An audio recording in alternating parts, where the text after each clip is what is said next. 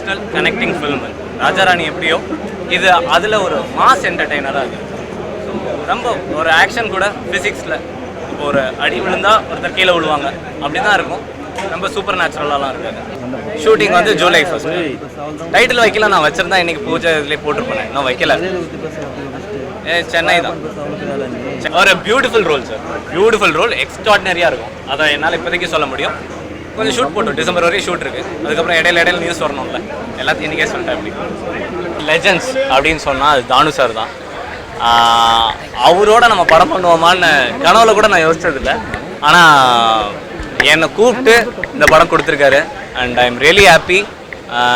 என் வாழ்க்கையில் மிக முக்கியமான சாதனையில் இது ஒன்று இருக்கும். என்ன கேட்டாலும் கொடுப்பாருன்னு சொல்லுவாங்க, சில விஷயங்கள் கேட்காமையே கொடுக்குறாரு. அதுதான் இப்படி ஒரு ப்ரொடியூசர் கிட்டத்தட்ட இவ்வளோ வருஷம் வந்திருக்காரு. அண்ட் இது வந்து அவரோட 33வது படம் அப்படின்னு நினைக்கும் போது அவரோட படத்தில் அவருக்கு நான் ஒன்றே ப்ராமிஸ் பண்ணேன். நான் ஒன்றே ப்ராமிஸ் பண்ணியிருக்கேன், அவரோட 33 படத்தில் த பெஸ்ட் படமாக நான் கொடுத்துருவேன்னு சொன்னேன். ஸோ அதுக்காக போராடி இருக்கேன். Thank you so much.